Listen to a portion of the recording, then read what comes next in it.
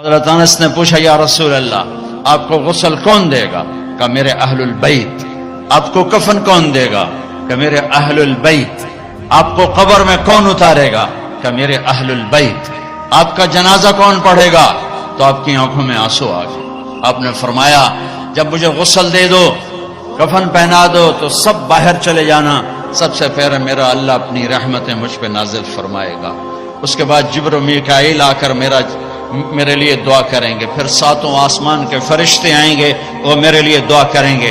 ہمارے نبی کا جنازہ ایسے نہیں ہوا کہ امام اور مقتدی، اور پھر اس کے بعد میرے اہل البیت کے مرد آئیں گے اور وہ میرے لیے کھڑے ہو کر دعا کریں گے، پھر وہ چلے جائیں گے، ان کی عورتیں آئیں گی، پھر وہ چلی جائیں گے، ان کے بچے آئیں گے، پھر وہ چلے جائیں گے، ان کے غلام آئیں گے، اس کے بعد مہاجرین آئیں گے، وہ میرے لیے دعا کریں گے، پھر وہ چلے جائیں گے، ان کی عورتیں آئیں گی، پھر اس کے بعد ان کے بچے آئیں گے، اس کے بعد ان کے غلام آئیں گے، پھر انصار آئیں گے، وہ میرے لیے دعا کریں گے، پھر ان کے بعد ان کی عورتیں آئیں گی، پھر ان کے بچے آئیں گے، پھر ان کے غلام آئیں گے، پھر مجھے میرے اللہ کے سپرد کر دینا۔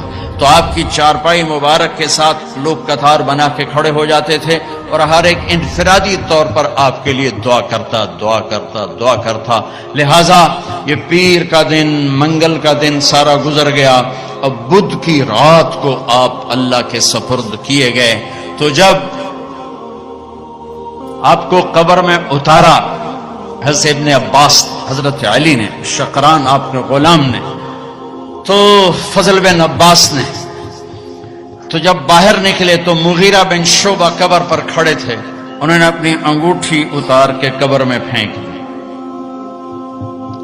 حضرت علی سے کہنے لگے علی میری انگوٹھی گر گئی ہے، نکال لو، انگوٹھی نکال لو۔ انہوں نے کہا ہاں ابھی تو قبر بند نہیں کی، نکال لو، انگوٹھی تو خود گرائی تھی۔ نیچے گئے اور جا کر اللہ کے نبی کی جسم سے لپٹ گئے اور آپ کے بوسے لینے لگے، دھڑے مار کے رونے لگے۔ وہ انگوٹھی بہانہ بنایا تھا، آپ سے لپٹ کے چومنا چاہتے تھے، رونا چاہتے تھے، آپ کے ماتھے کا بوسہ لیا، آپ کو لپٹ کے روئے۔ پھر لوگوں نے اوپر سے کہا نکلو نکلو نکلو، تو آخری بندہ جن کا بدن میرے نبی کے پاک بدن سے جا کر لگا وہ مغیرہ بن شعبہ ہیں۔ پھر نکالا گیا، پھر آپ کی لحد تیار کی گئی تھی، وہ مٹی ڈالی گئی۔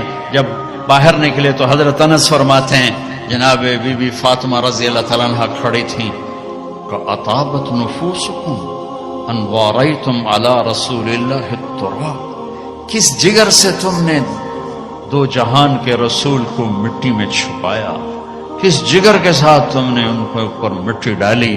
ہاں یہی اللہ کا قانون